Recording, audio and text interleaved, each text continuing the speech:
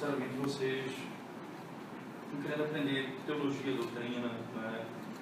Não é necessariamente alguma coisa que está sempre ligada ao link da mulher, o que a mulher vai fazer, né? Assim, tem isso também, mas eu acho que entender a doutrina, a palavra de Deus. Isso é importante porque nós temos a tendência na vida, muito comumente, nós temos a tendência de sempre buscarmos regras para saber o que fazer, como vamos fazer. Então nós fugimos muito dos indicativos e gostamos sempre dos imperativos. Faz isso, faz aquilo, não faz isso. Mas a teologia é feita de indicativos, ou de verdades, de pressupostos, de valores, que demandam alguma coisa daqueles que se relacionam com a verdade. Mas a demanda, ou a ordem, ou o imperativo, ele não surge do vácuo, ele não surge do nada. Deus não manda, por exemplo, a mulher ser submissa ao marido com base em qualquer coisa. Ela é com base numa obra redentiva. Né? Então, a ordem o marido deve governar, ou deve ser o cabeça, deve amar, ou deve dar sua vida para sua esposa. Não é com base simplesmente em moralismo, mas com base em verdade do ser de Deus e da obra dele. Então eu admiro muito, eu gosto muito dessa proposta de vocês, porque quando nós conhecemos a doutrina, fica mais fácil fazermos as implicações dela. Somente as implicações facilmente nos transformam em fariseus, em quem gosta de regra, entendeu? Nós fazemos isso, eles não fazem aquilo. A pergunta não é necessariamente essa, o conhecimento que eu tenho de Deus, o que demanda, a partir desse conhecimento, qual a demanda que existe para a minha vida? A partir desse conhecimento, como eu posso refletir esse conhecimento na minha vida? E é exatamente isso, quando, por exemplo, se você parar para pensar que o que Deus faz e o que Deus implementam no homem, na mulher e na criatura obrigações. Veja, Deus não precisa falar, faz isso para eu fazer. Basta Ele fazer para eu saber que eu tenho de fazer. É interessante porque esse é o padrão do exemplo, o padrão que Paulo vai seguir no Novo Testamento. Ele vai dizer exatamente assim: sede meus imitadores, como eu sou de Cristo. Né? Então, o ser de Deus, a obra de Deus, ela produzirá em nós demandas inequívocas. Vou dar um exemplo prático para vocês, né? Tentar pisar no chão. Quando Deus cria o mundo em 6 dias e descansa no 7º dia, Ele não declara em forma de lei que nós devemos trabalhar em 6 dias e guardar o 7º dia. Ele fez. Deus não está obedecendo uma lei que Ele então está subordinado a ela, como nós estamos subordinados a uma lei. Deus é autônomo, não é? Ele faz aquilo que é da sua natureza. Não há conflito entre a vontade e a natureza dele, como existe em nós. Existe a vontade de Deus e a minha natureza. Eu sou chamado a negar-me a mim mesmo para segui-lo. A Bíblia diz que do ser de Deus ele não pode negar-se a si mesmo, né? Paulo diz a Timóteo, ele não pode negar-se a si mesmo. Ora, se nós temos essa percepção, veja, Deus cria o mundo em 6 dias e no 7º dia ele descansa. Então quando chega lá em Êxodo no capítulo 20, quando Moisés dá a lei ao povo, que Deus entrega ao povo em forma de ordenança, de imperativo, ele diz: vocês vão trabalhar 6 dias e descansar 1, porque Deus fez o mundo em 6 dias e descansou no 7º. Veja, agora isso se torna uma demanda, porque Ele fez assim, é bom. Porque Ele fez assim, é bom. Isso tem implicações, isso mexe, veja, então quando eu conheço a Deus e saber quem é Deus, isso vai implicar não só em conhecimento no topo da minha mente, não é esse o ponto, é apenas conhecimento pelo conhecimento, é um conhecimento que trará implicações. não é? Então, veja, Deus cria o mundo em 6 dias. Se discute-se bilhões, são 6 dias, 24 horas. Não vamos entrar no mérito aqui, como a Bíblia descreve. Por que Deus não fez o mundo em um dia? É porque Ele não pode? Não. Por que Ele fez em 6 dias? É porque é assim que Deus se revela. Se a criação é revelação, veja, a Bíblia diz que os céus declaram a glória de Deus. A criação revela Deus. Então, se Deus ali está se revelando, como é que Ele se revela nesse momento da criação? Paulatinamente, progressivamente, passo a passo. Ele não se revela de uma única vez. Então, isso mostra um progresso e um modo como Ele lida na revelação. Então, quando eu conheço a Deus e a sua obra, eu sei como Ele se dá a conhecer. E eu sei que eu vou aprender dele assim também, passo a passo, momento a momento. Eu vou crescer no conhecimento da graça. Você nunca vai ter um momento que vai dizer, perfeito eu sou, perfeito eu estou, e nunca mais eu vou precisar de novo conhecimento. Nós estamos num processo de aprendizado, porque é assim que Deus se revela. Deus poderia ter, Cristo poderia ter se revelado num único momento, ali, nascido no primeiro dia depois da queda. Mas foi pela própria ação dele na criação, de mostrar que ele se revela progressivamente. A progressão se dá em 15 séculos, até o dia que Cristo vem ao mundo, cumprindo a promessa de Gênesis 3, verso 15. Veja, os imperativos vão surgir dessas verdades. E aí eu posso declarar uma coisa a vocês sem medo de errar. Não existe código de lei no mundo igual ao código de lei de Deus. Porque é o único código de lei que é baseado no ser de Deus e na obra dele. Eu dou um exemplo prático, outro exemplo prático, aí vem a redenção. Você sabe que na época quando Israel estava no cativeiro, ele era escravo. Então havia uma certa exploração do escravo. É certa não. Aquilo que acontece com Israel é o que acontece com os escravos. Eles são desrespeitados, trabalham mais do que devido, não respeitam os horários de descanso. E eles não têm nenhuma recompensa disso, a não ser a comida mal. Israel é liberto pelo Senhor da escravidão, faz com que o Egito pague todas as despesas, no processo judicial, e aí toda a riqueza eles entregam para Israel quando eles saem do Egito. Deus diz assim, vai e peça a eles que eles vão lhe entregar. É interessante que eles dão a ele toda a riqueza mesmo, eles saem de lá ricos, porque Deus ordenou assim. Quando eles chegam no Egito, quando eles saem do Egito e vão para a terra prometida, quando eles entram, eles recebem leis. Eles dizem assim, olha, quando vocês chegarem lá, vocês vão ter escravos também. A regra é essa, se for teu irmão, ele tem uma dívida com você, ele vai trabalhar, veja a escravidão por conta de emprego, de dívida, ele vai trabalhar, mas no 7º ano você vai libertá-lo. Porque foi assim que eu fiz com vocês. Você percebe então, agora vocês não vão tratar os escravos como vocês foram tratados. Vocês vão tratar os escravos como eu tratei vocês. Isto é, vocês não vão replicar o trauma da escravidão, vocês vão replicar a graça da libertação. É assim que vocês vão lidar com as pessoas. Veja, porque eu fiz assim com vocês, vocês vão fazer assim também com os outros. Ora, veja que isso se multiplica. Você vai ver lá no Novo Testamento, Paulo vai dizer assim, ou melhor, o Senhor Jesus Cristo vai dizer assim, no Sermão do Monte. Ele, olhando para os discípulos, falando sobre a quem devemos amar, e diz, visto que foi dito pelos antigos, amarás o teu próximo e odiarás o teu inimigo, eu, porém, vos digo. E aí ele diz que nós devemos amar os inimigos e orar por aqueles que nos perseguem, mas logo na sequência, ele diz, porque se assim fizermos, nós seremos semelhantes ao nosso Pai Celeste. Por que Cristo diz isso? Porque Paulo aos Romanos disse assim, ele nos amou quando éramos inimigos. Romanos capítulo 5, verso 8. Até o 10, você vai encontrar isso. Nós éramos inimigos quando fomos amados por Ele. E o inimigo, mesmo não redimido de Deus, recebe a chuva e o sol que cai sobre justos e injustos.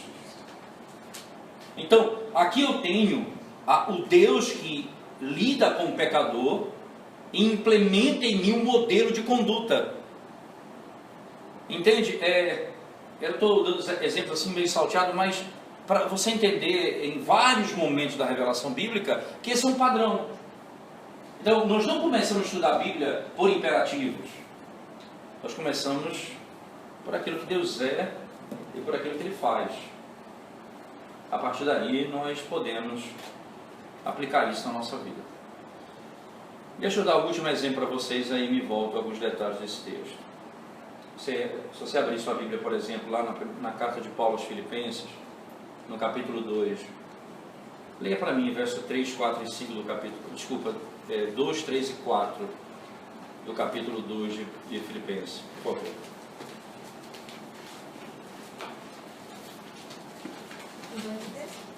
Filipenses capítulo 2, verso 2, 3 e 4. Completai o meu gozo para que sintais o mesmo, tendo o mesmo amor, o mesmo ânimo, sentindo a mesma coisa. Nada façais por contenda ou por vanglória, mas por humildade.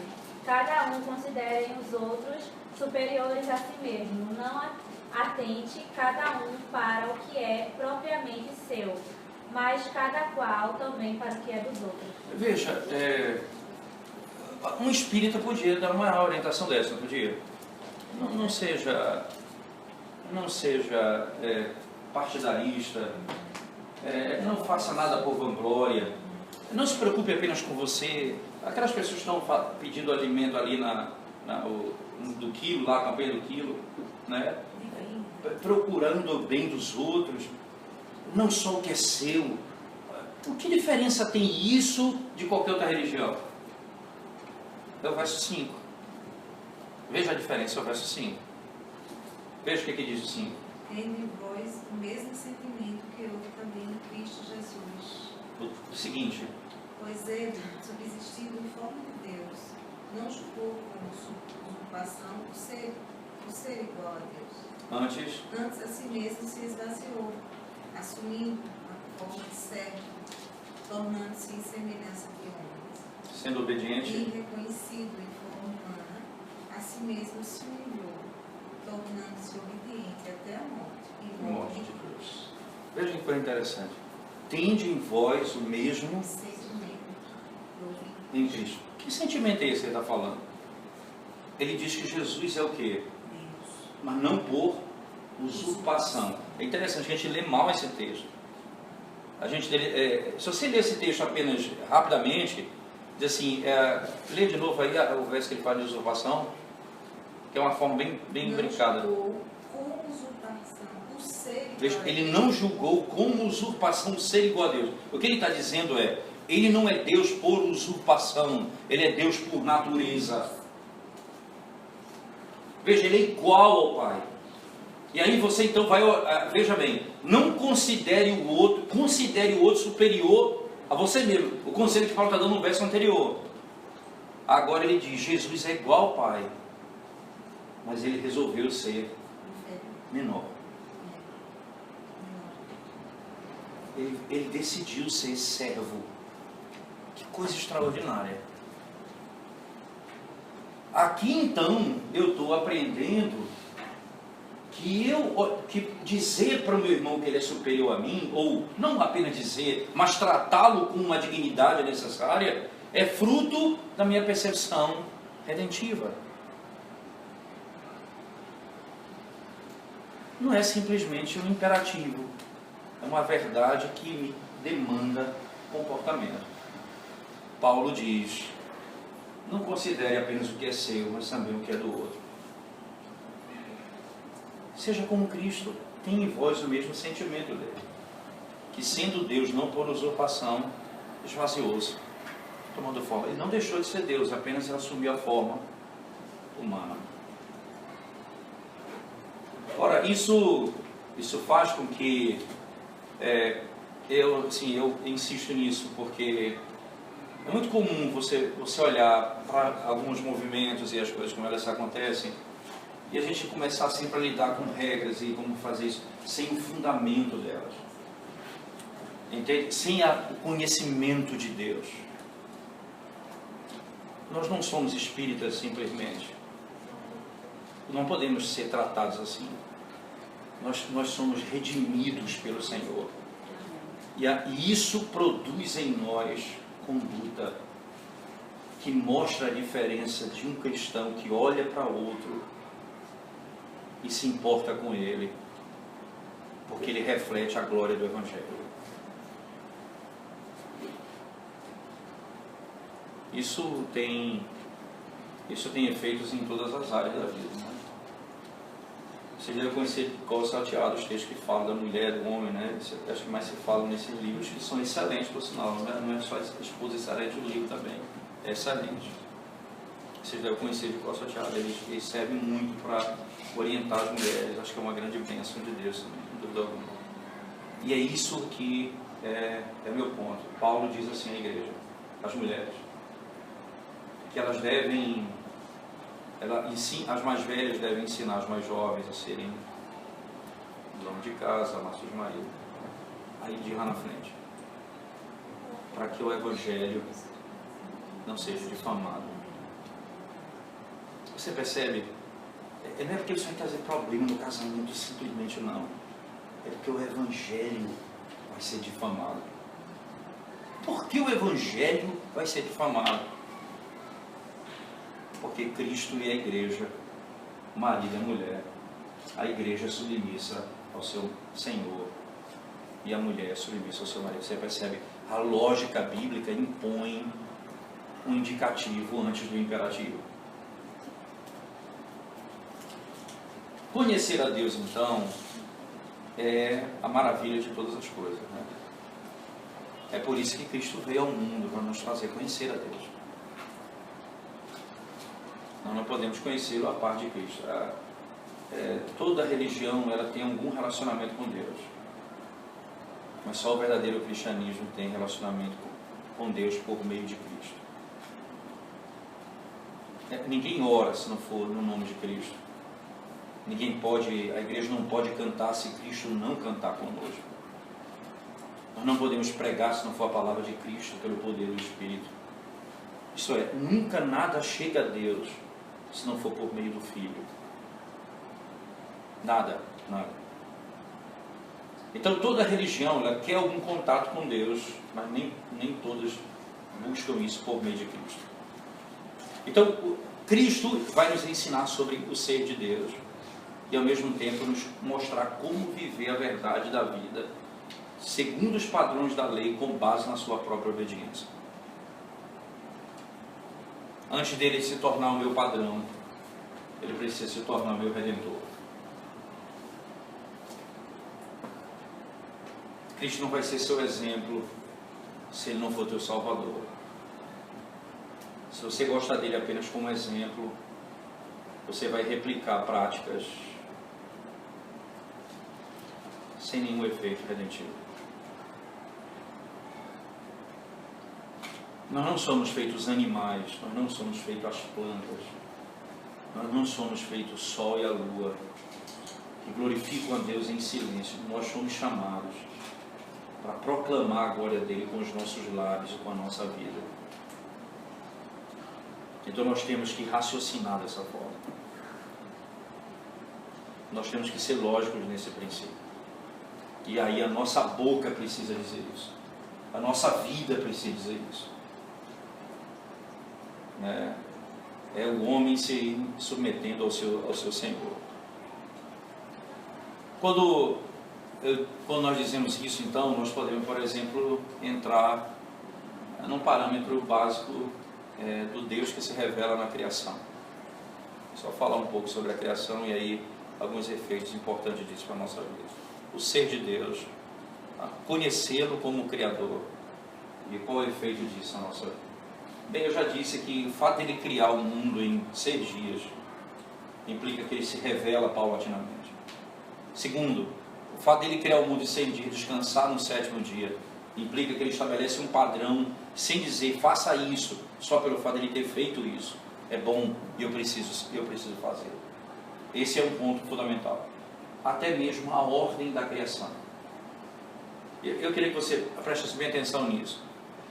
No capítulo 2, verso 18 do livro de Gênesis, abra sua Bíblia, por favor.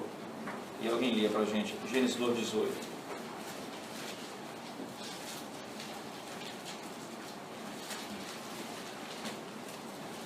Só uma pergunta, qual é o meu tempo mesmo? Eu sou meio perdido no horário. Eu fico à vontade. Mas não até as 5 não. Tá bom, fica à vontade mais um pouquinho. Vamos lá. Gênesis 2:18. Alguém pode ler para a gente, por favor? Disse mais o Senhor Deus: não é bom que o homem esteja só. Far-lhe-ei uma auxiliadora que lhe seja idônea. Deixa ele fazer uma pergunta. Deus não podia ter feito a mulher da mesma forma, no mesmo dia, como ele fez com o homem? Não estou falando em poder, né? Ok? Poder ele podia, não é verdade? Ninguém está discutindo poder. Por que ele não fez? Lembra que a maneira como ele cria tem princípios doutrinários. Então, ele não cria a mulher depois como um lapso de entendimento dele. Eita, eu me esqueci de criar a mulher. Rapaz, eita, vamos lá, vamos resolver esse problema aqui que faltou no meu projeto a mulher. Você acha que é isso ou não? Certamente não. É o que isso aqui? É a mesma coisa se ele perguntasse por que Deus não criou o mundo num único dia? Porque ele queria me mostrar como ele se revela. Não é? E a sua sabedoria em criar coisa após coisa dentro de uma lógica e de um processo.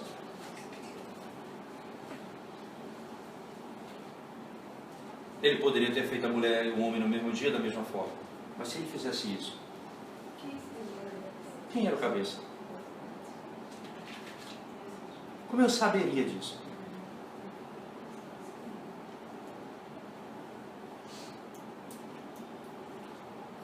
Então os teólogos de plantão vão dizer, veja, Deus não sabe de tudo, Ele vai construindo o futuro junto com as necessidades.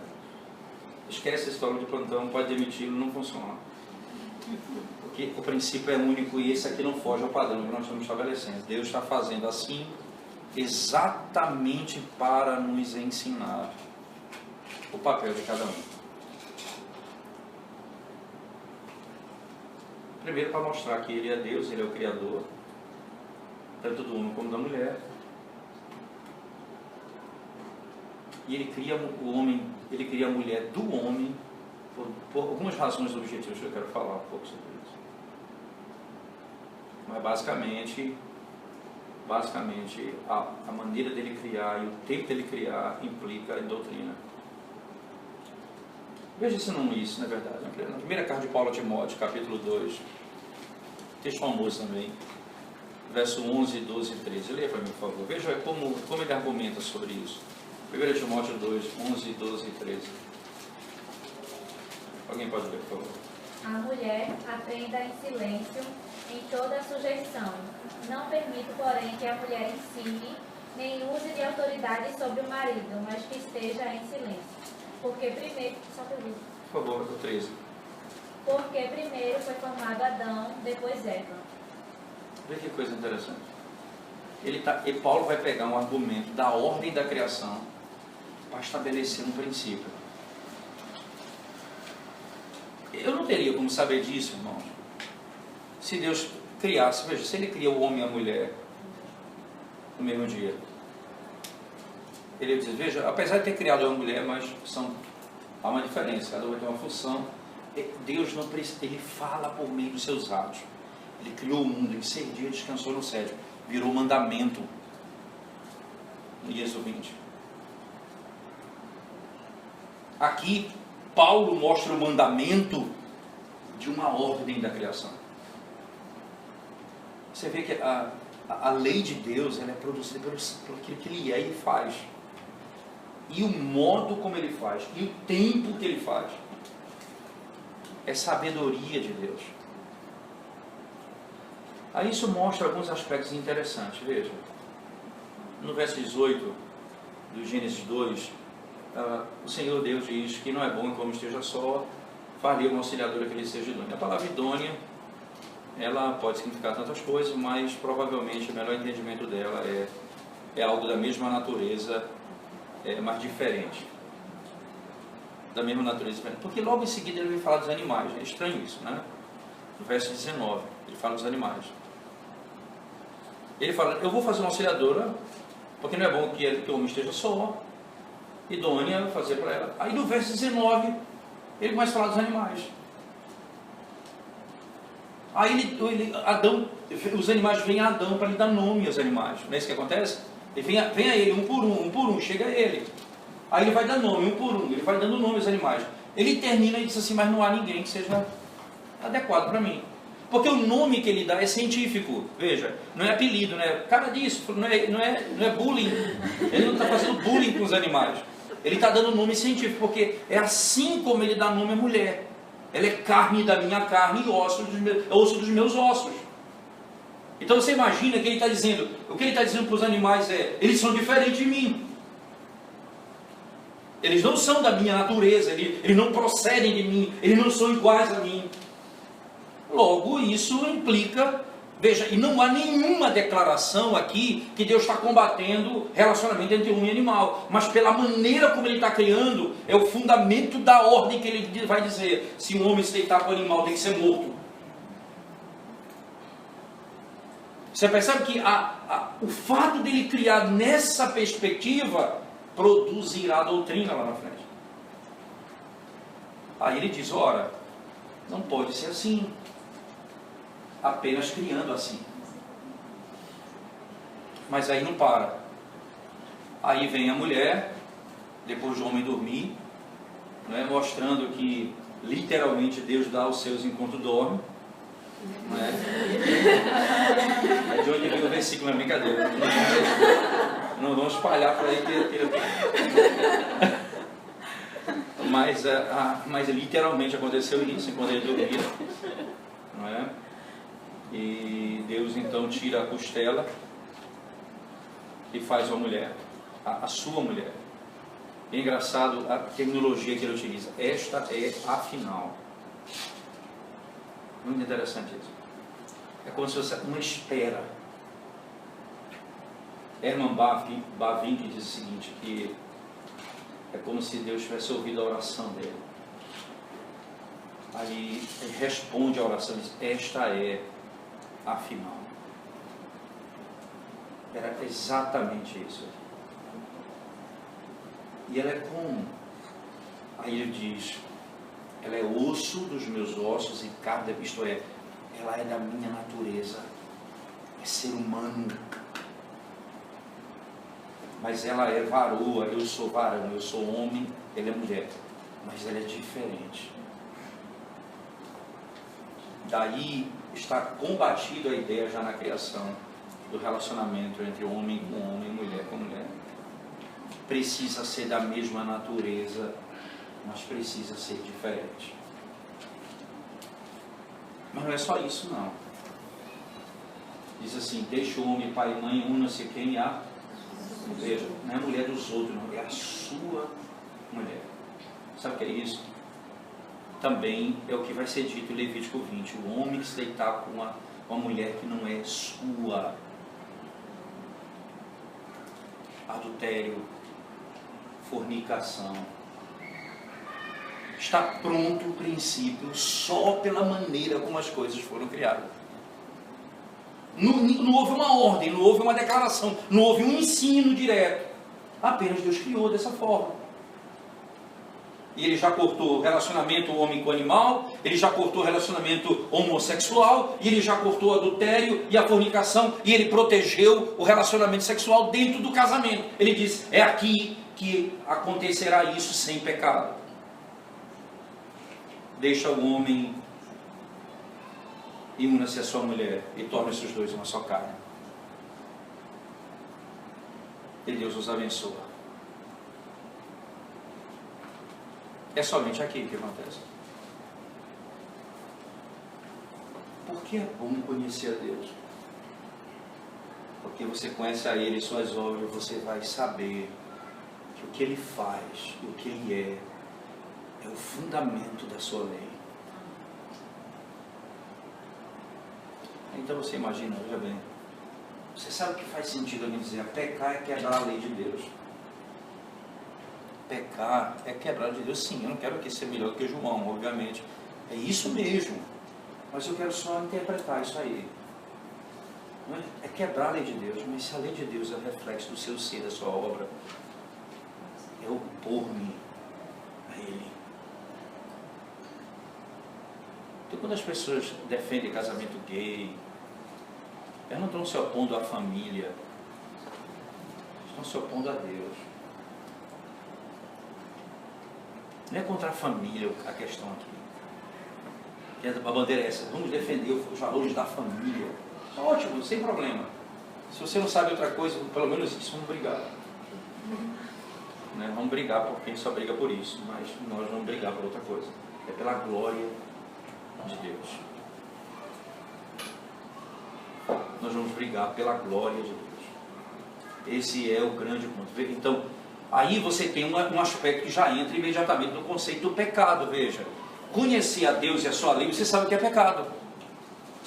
Por isso que quando você sabe o que é pecado, você quebra a lei do próprio Deus. Isto é, você se opõe ao ser dele e à obra dele e ao imperativo que demanda disso, que é demandado disso. O pecado é rebelar-se contra o Senhor. É por isso que para Satanás produzir o pecado, ou levar o homem ao pecado, ele mexe em áreas que são bem intrigantes no homem. Uma delas é a necessidade.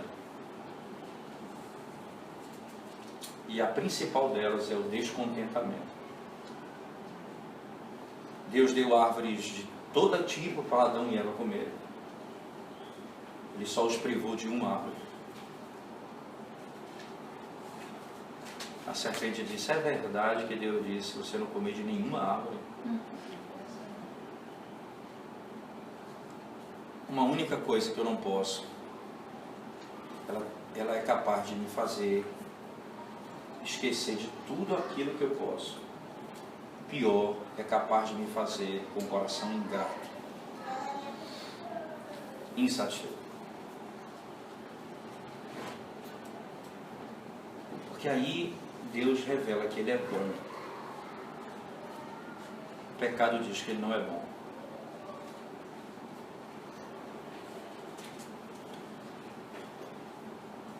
Você imagina, pastor que vai, já aconteceu alguns casos comigo dentro de gabinete, de lidar com homens que têm problema com homossexualismo grave, né? Vários níveis que você possa imaginar. E casado. É coisa louca isso. E a pessoa, o desejo, a luta dela é para que ela quer ser feliz. E a libertação dela, isso é a linguagem mundana, sair do armário, né? O desejo dela é viver aquilo que ela anseia viver. Aí então você olha para ele e diz assim: preste atenção nisso.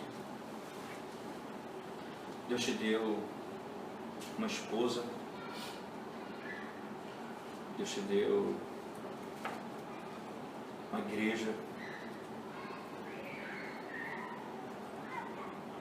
e Deus disse para você: um homem não pode se deitar com outro homem. Você não é agradecido pelo que Deus te deu.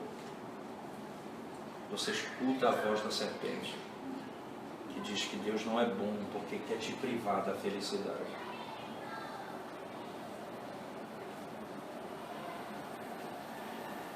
O pecado, ele afronta Deus, porque ele mexe com o ser dele. Veja, ele diz que Deus não é bom, que aquilo que Ele me impede de ter e de fazer, Ele está me pedindo de ser feliz.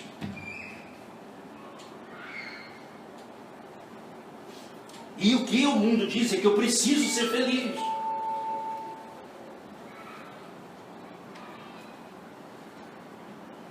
E Deus está dizendo: você não pode isso. E como um pai que ama o seu filho, ele sabe o que é melhor para nós. E o que é que o filho faz?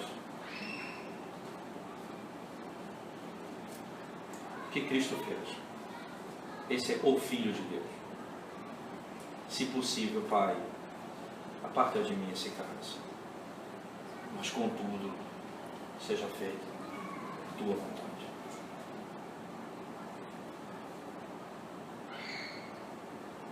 A minha vontade, Senhor, eu submeto à tua vontade. Eu preciso morrer para a minha vontade. Veja, o conhecimento do ser de Deus vai me levar diretamente ao profundo entendimento do pecado e as suas consequências. Ora, Davi cometeu adultério, você sabe muito bem disso, ele confessa isso no Salmo 51, mas veja a confissão dele: contra ti somente pequei. Davi ele não está desprezando o que ele fez com o marido da mulher, e nem com a mulher, mas a gravidade do pecado é porque eu feri o ser de Deus. Foi contra ti, Senhor, que eu pequei. E tu és justo no teu julgar.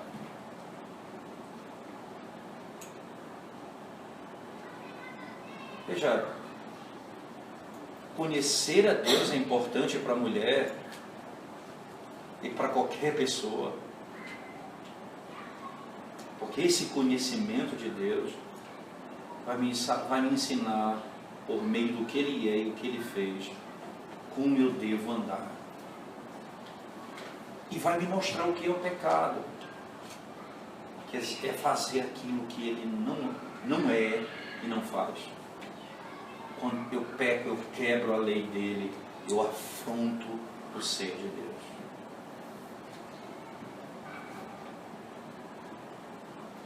O que vai acontecer? Isso é importante entender também. Que o primeiro pecado do homem não é social, não é horizontal, ele é vertical. Antes de Deus perguntar para Caim: onde está o teu irmão? Ele perguntou para Adão: Adão, onde estás?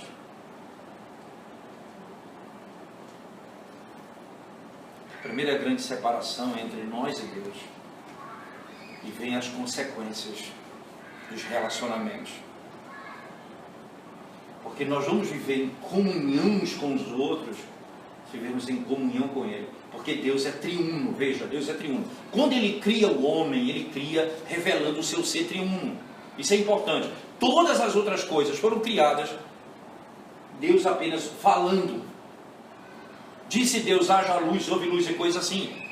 Depois que Ele criou o homem, Ele fala: façamos. Veja, Ele cria o homem em meio a um diálogo, para mostrar que uma das características do homem é o diálogo, isto é, a comunicação. Eles falam entre si e eles falam com Ele.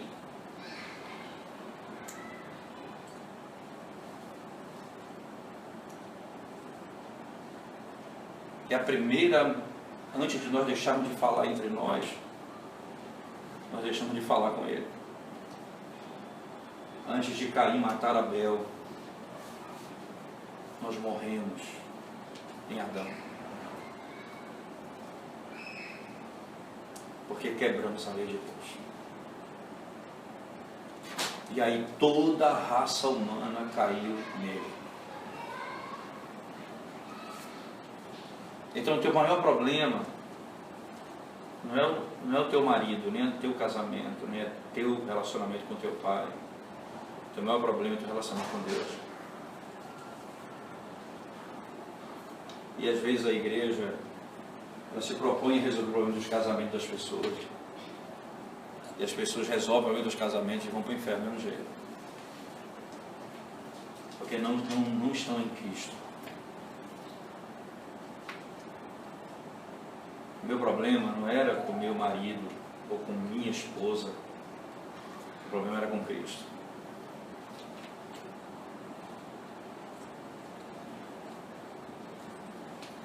E antes de qualquer relacionamento, é esse o que eu tenho de entender. Daí é que muitas vezes o foco é apenas na mulher casada, não é? Mas Porque aí você vê a realidade. O primeiro é a mulher e Deus, é o marido e Deus, os filhos e Deus. O marido, ele vai cuidar da sua esposa para que ela ame a Deus. E a esposa vai cuidar dos seus filhos para que eles amem o seu Pai eterno.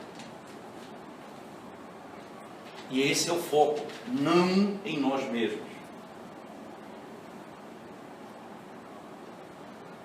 Porque no fim do dia, irmãos, nós apenas estamos fazendo uma sociedade justa para ir para o inferno. Nós não educamos pessoas para o inferno. Nós lidamos com pecadores, preparando-os para a eternidade. Esse é o grande ponto. Resolvido essa demanda, resolvida essa questão, aí nós vamos lidar com as nossas funções. Aí nós vamos poder servir uns aos outros da maneira como o Senhor nos ordena. A mulher sendo submissa ao marido, o marido cuidando da sua casa, os filhos sendo obedientes aos seus pais, os pais educando seus filhos no temor do Senhor. Aí você tem uma estrutura para ser resolvida.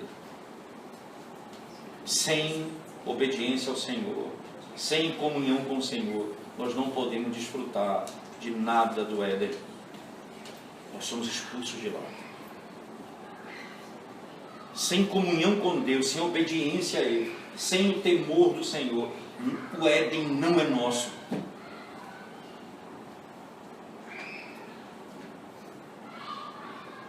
Você não vai desfrutar das bênçãos de Deus sem Deus, ou a parte dele, em hipótese alguma. É muito interessante nós pensar por que conhecer a Deus nos faz conhecer corretamente o pecado, porque isso, uma coisa está diretamente implica na outra, mas também me ajuda a entender um ponto que eu quero tratar agora, associado a isso. É o fato de que, se os nossos pecados não forem resolvidos com o Senhor, isto é, perdoados, nós vamos sofrer muitos danos. O maior problema do homem é o seu pecado não perdoado. Quando você pega o Salmo 103, o Salmo diz assim: bendize a minha alma, Senhor, e tudo que há em mim, bendiga o seu santo nome. Aí ele diz: bendize a minha alma, Senhor, e não te esqueças de nenhum só dos seus benefícios. Aí ele começa a listar os benefícios. Qual o primeiro? É Ele quem perdoa as tuas iniquidades. É Ele quem perdoa os teus pecados. O primeiro benefício. Olha, lá tem vida longa, saúde, e lá tem família, casa, filhos, tem lá um monte de benefício. Mas esse é o primeiro. Veja, se esse benefício eu não tiver, eu posso ter tudo isso, eu estou condenado. Se os meus pecados não foram perdoados. Porque foi para isso que Cristo. Exatamente. E aí restaurar a comunhão com Ele e a comunhão com os outros. E esse é o grande ponto que o Senhor estabelece. E isso faz com que eu olhe para a vida também, perceba: o que mais eu preciso se meus pecados foram perdoados? O que exatamente mais eu preciso? Mais nada. Mais nada. Nada mais é útil para mim a ponto de ser a minha vida, e sem ela eu não posso viver. Porque se meu pecado foi perdoado, eu sou filho de Deus. Aí você imagina: se meus pais me abandonarem, eu disse: eu nunca te abandonarei. Se me falta pão, o Senhor diz: eu sou o pão da vida. Se me falta o que beber, Ele diz: eu sou a água da vida. Quem beber da água que eu der nunca mais terá sede. Se lhe falta a casa, Ele diz: vou preparar uma casa para vocês, onde vocês estiverem, estarão comigo. Pastor, isso é tão importante que quando os amigos tinham as telhas lá do telhado desce um paralítico, né? Ele era difícil, mas filho, teus pecados estão perdoados. E eles, quem é esse que vai perdoar pecados, né? Aí é engraçado. Era tão pouco quanto sarado. E aí Jesus mostra que a função e a razão pela qual ele perdoa pecado, ou que ele cura o enfermo, é essa. Ele diz assim, olha, para que vocês saibam que o Filho do Homem tem poder de perdoar pecado, levanta-te e anda. Então, por que ele faz aquele milagre? Para saber que o principal deles era o perdão dos pecados. Ora, se o meu pecado foi perdoado, eu posso não ser curado, eu estou livre. Esse é o grande ponto. Vai me desligar? Ah, sim.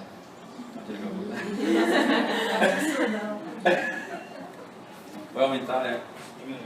Vai que benção. Aí você tem, preste atenção como dentro da revelação bíblica, irmãos, os preceitos de Deus, a ordem divina, o ser dele, estão completamente associados uns aos outros.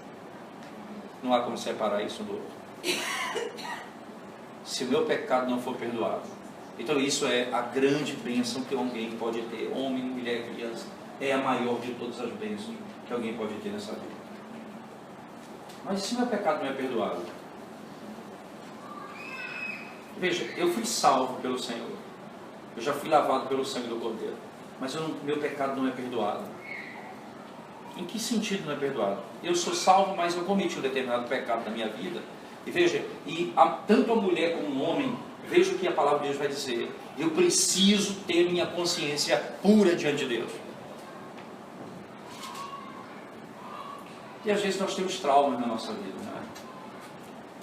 Nós carregamos algumas culpas na nossa vida.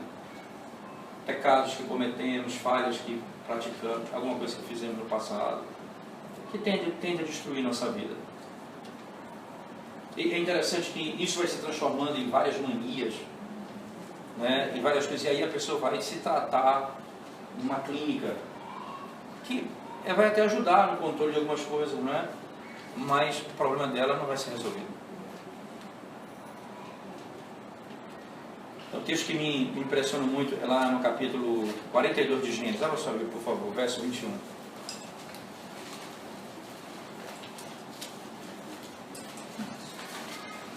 Gênesis 42, 21. Veja, por favor.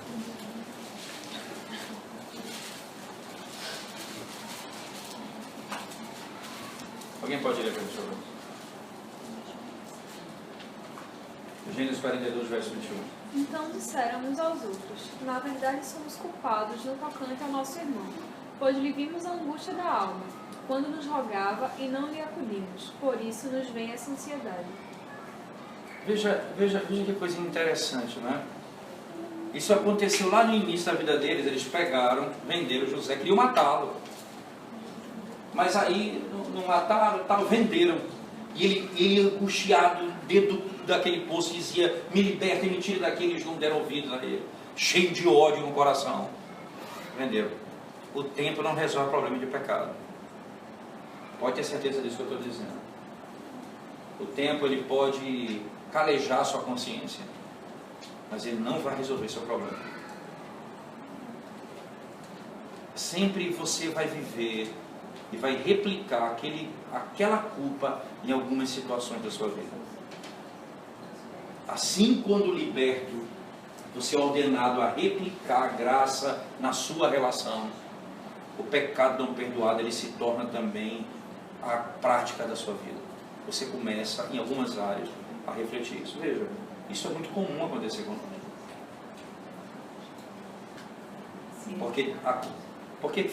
Onde foi que eu aprendi isso? Lá em Gênesis, no capítulo 3. Quando Adão e Eva pecaram, foi o que aconteceu com eles. A primeira coisa que eles fizeram: tiveram medo e se esconderam porque tiveram vergonha. Veja, a consciência deles foi ferida. O pecado, ele fere a consciência imediatamente. Eu corro para Cristo e ele trata o meu pecado, e o meu pecado é perdoado, ou ele vai me destruir. Aí o que eu faço? Eu começo a me esconder de Deus, eu não vou mais à igreja. Aí eu não sei porquê, eu começo a ficar fechado no quarto, eu tenho medo das coisas, eu começo a ter pânico, fico com medo de tudo.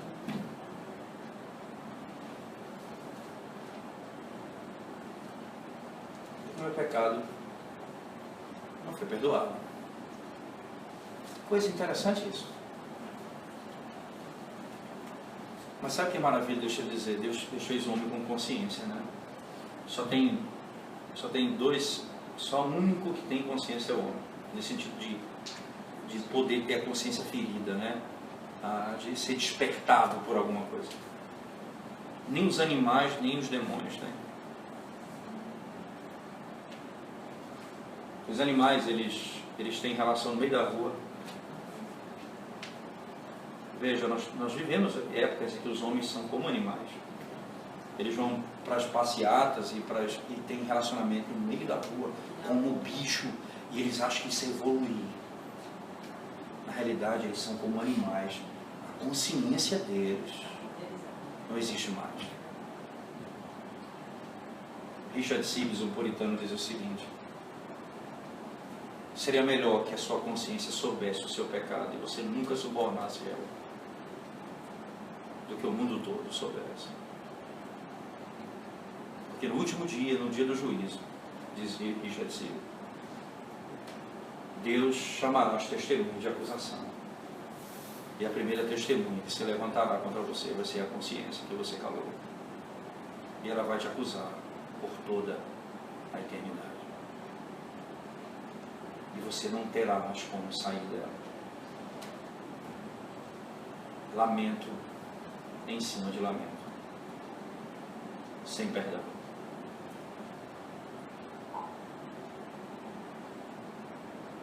Os demônios são assim. Os demônios matam e, por assim dizer, dormem a noite toda, sem peso na consciência. Eles se levantaram contra Cristo. Eles possuíram Judas.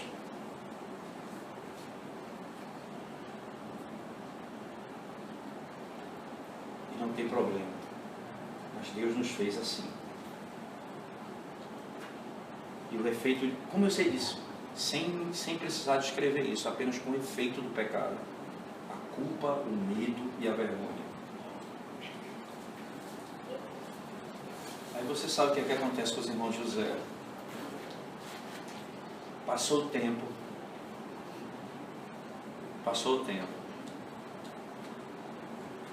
José se apresenta a eles, os reconhece. É intrigante nesse texto que o irmão dele vai dizer lá na sequência: eu falei para vocês não vender. Veja, um está acusando o outro. Não só a consciência acusa, como eles entre si se acusam.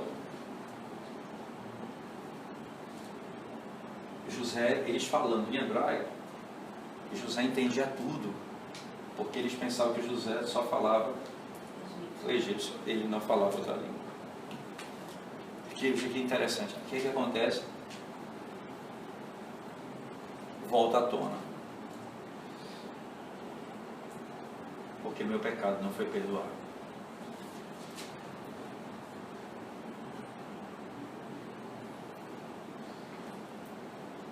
Por não conhecer a Deus, eu não conheço a sua lei. E nem entendo que ao quebrar a sua lei, eu estou afrontando ao ser de Deus e as suas obras. E isso tem efeito direto na minha própria mente. Isso acusa a minha alma.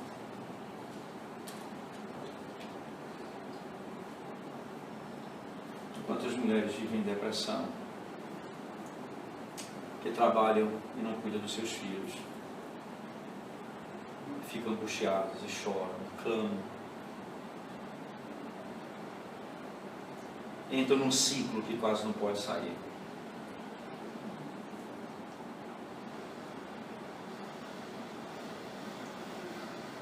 Porque se sente culpado, porque não dá conta do serviço.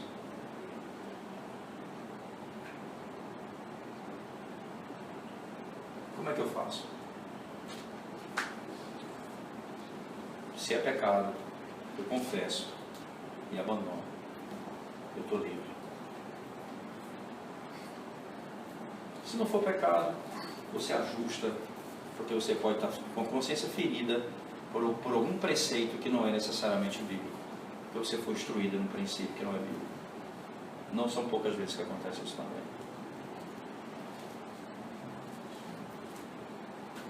E como é que eu resolvo o problema da minha consciência?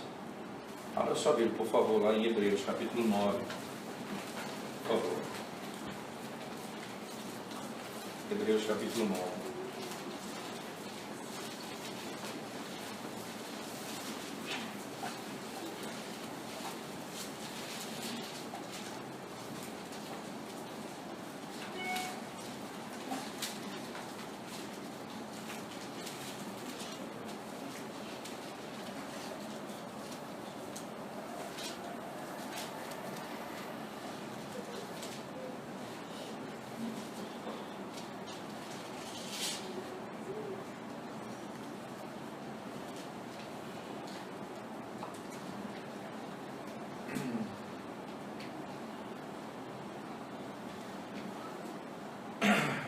Deixa eu pegar aqui o capítulo 9, só um minutinho, por favor.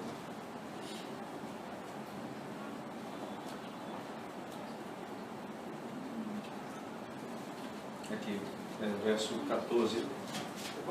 Vamos ler do 11 em diante, por favor. 9, 11 em diante. Quando, porém, veio Cristo como sumo sacerdote dos bens já realizados, mediante o maior e mais perfeito tabernáculo, não feito por mãos, quer dizer, não desta criação, não por meio de sangue de bodes e de bezerros, mas pelo seu próprio sangue, entrou no Santo dos Santos uma vez por todas, tendo obtido eterna redenção. Portanto, se o sangue de bodes e de touros e a cinza de uma novilha, aspergidos sobre os contaminados, os santificam quanto à purificação da carne, muito mais o sangue de Cristo, que pelo Espírito eterno, a si mesmo se ofereceu sem mácula a Deus, purificará o quê?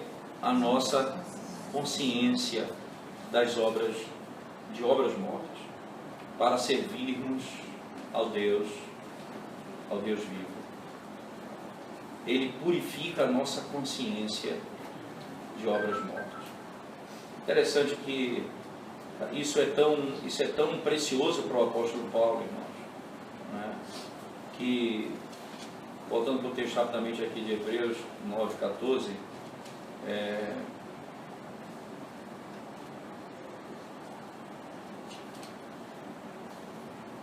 veja bem, se você pegar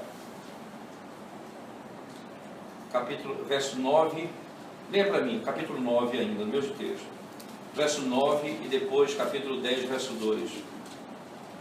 Veja o verso 9 do mesmo capítulo 9. Alguém pode ler? É isto uma parábola para a época presente, e segundo esta se oferecem tanto dons como sacrifícios, embora estes, no tocante à consciência, sejam ineficazes para aperfeiçoar aquele que presta culto. Veja, aquele sistema externo não tem efeito na minha consciência. Só o que vai ser revelado, o sangue de Cristo. Veja ainda, por favor, capítulo 10, verso 2, por favor, de Hebreus. De outra sorte, não teriam cessado de ser oferecidos, porquanto os que prestam culto, tendo sido purificados uma vez por todas, não mais teriam consciência de pecados? É interessante, veja 22 agora, que ele conclui esse texto. Aproximemo-nos com sincero coração, em plena certeza de fé, tendo o coração purificado de má consciência e lavado o corpo com água pura. Veja que preocupação de má consciência, não é? Aí o capítulo 13, verso 8, por favor, 13, 8.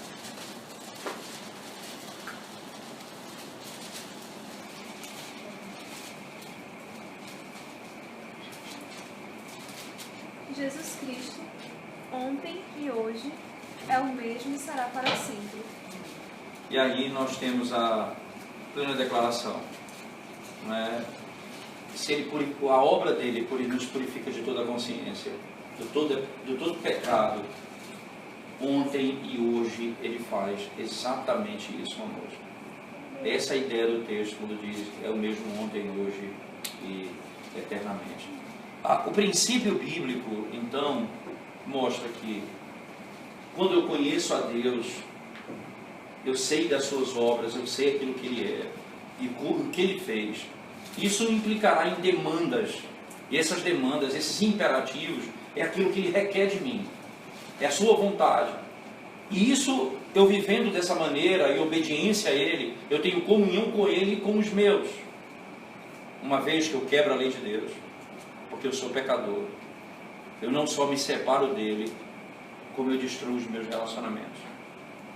Como é que eu posso ter comunhão com Ele?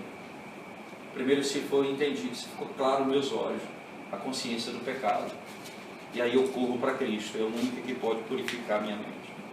Uma vez que eu fui lavado pelo sangue do Cordeiro, meus pecados foram perdoados, eu tenho comunhão com Deus. E a partir daí eu vou servir aos outros como o Senhor requer de mim. Servindo a Ele e ao próximo. É interessante que na própria Escritura se usa a palavra para presbíteros e diáconos, né? Então, mas em Atos ele usa uma expressão muito interessante, diz assim, uns servem a mesa e outros servem a palavra, mas todos são servos. Uns vão servir a palavra e outros vão servir a mesa. Mas ninguém tem uma obra diferente da outra, senão aquela revelada em Cristo. Servo que veio para fazer a vontade de Deus. Nós somos servos e vamos fazer a vontade de Deus. E aí nós vamos servir naquilo que Deus nos chamou para fazer. Mas é verdade que mesmo tendo sido purificado e o nosso pecado perdoado, nós pecamos ainda contra o Senhor. E se a nossa consciência nos acusa, se o pecado persiste, se nós não confessamos os nossos pecados,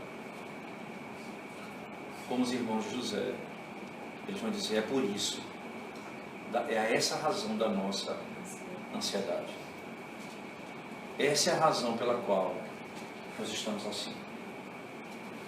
Porque não confessamos ao Senhor os nossos pecados. Conhecimento de Deus, conhecimento das obras de Deus, que demandará imperativos à vontade de Deus, é aquilo que nós devemos seguir e conhecer. Fora disso, não há nenhuma vida e nem esperança para nós. Ora, eu digo isso para vocês porque, como eu comecei, eu termino. Essa é a minha grande preocupação, né? E eu já vivi isso muito de perto, né? Sempre muito modismo nos nossos dias, muita coisa surge. E a gente se apega a muita coisa com base em regras e aquilo e aquilo outro. E uma vez um rapaz chegou para mim e disse assim, pastor, eu nunca vi o senhor pregar contra o beijo no relacionamento de namorado. Porque a igreja católica é contra, fulano é contra, não sei quem é contra. Eu disse, o que significa isso? Eu não estou entendendo o que você está me dizendo. Não, porque aí ele me trouxe um jornal da igreja católica que tem, eles criaram um movimento que resolvi esperar. Não. Eu disse, eu estou pensando até em mudar o nome da nossa igreja. Igreja Presbiteriana da Aliança dos que não beijam. Aí ele ficou meio assim comigo, né, olhando assim. Sabe por quê? Porque que demanda é essa sua? Que loucura é essa sua? Quais os princípios bíblicos que nós temos que seguir? Para que fique claro que nós devemos fugir de tudo aquilo que é pecado. Por que eu tenho que criar uma regra de alguma coisa que Deus não diz assim, tem uma regra específica para aquilo, mas tem princípios claros de santidade e vida? E que se isso me leva ao pecado, eu tenho que fugir disso? Por que eu tenho que falar de um tema e dar uma aula sobre isso, da anatomia do beijo? Por que isso? Porque é isso que seduz as pessoas. Regras. Se as regras não vêm do ser de Deus e da obra de Deus, implicando em demandas claras do ser dele, para mim, descrito na sua palavra, o resto são regras. Que pode ser de boa conduta, bom relacionamento, boa convivência, tudo bem, eu respeito isso. Bom dia, boa noite, você ensina o seu filho a ser educado, isso é muito bom. Mas isso não vai fazer um crente. Muito bom que ele diga boa noite, tudo isso é ótimo, não tem mal nenhum nisso.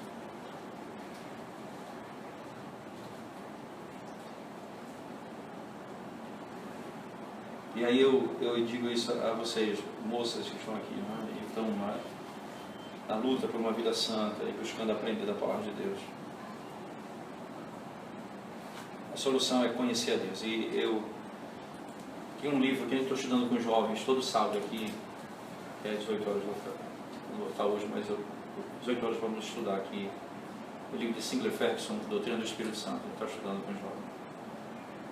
E lendo com eles, a gente estava discutindo sobre isso. Como que, na prática, o livro que as pessoas mais amam de John Owen, sabe qual é? Ele diz: Mortificação do Pecado. Já viu aquele livro dele, John Owen, da PES, que acho que é Mortificação do Pecado mesmo, né? Mortificação do Pecado. Tentação de... Pronto, é o livro mais vendido dele. E ele diz, e é interessante, é contrário ao próprio pensamento dele. Não o livro, que ele escreveu. Mas ele diz assim: se vocês não conhecerem a glória de Cristo, vocês não vão aprender a fugir do pecado. Eu só vou largar uma coisa se eu entender a glória de outra. O homem fez assim. Ele era rico, chegou numa terra, encontrou um tesouro, voltou, vendeu tudo o que ele tinha para comprar aquele terreno por causa do tesouro que estava lá dentro.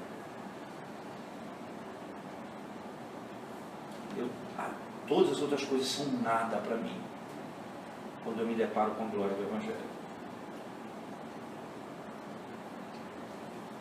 Conhecer a glória de Cristo, conhecer o ser de Deus,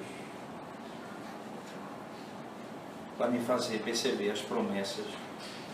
Por que vale a pena servi-lo, amá-lo, me desviar dos maus caminhos, ser uma moça que serve ao Senhor, que espera no Senhor pelo marido, que aguarda nele, que confia nele. Por que vale a pena isso? Porque tem promessas e ele cumpre as suas promessas, porque eu conheço ele. Aí conhecer as regras que me falam fugir do pecado tem outro sentido para mim.